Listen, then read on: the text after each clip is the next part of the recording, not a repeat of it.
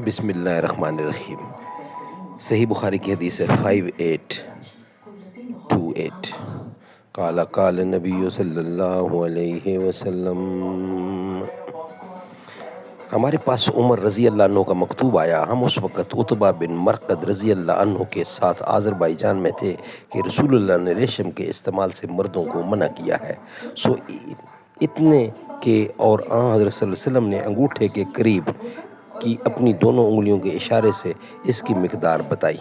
अबू उस्मान मेहदी ने बयान किया है कि हमारी समझ में हुजूर अकरम की मुराद इससे कपड़े वगैरह यानी रेशम के फूल बूटे बनाने से थी। सही बुखारी।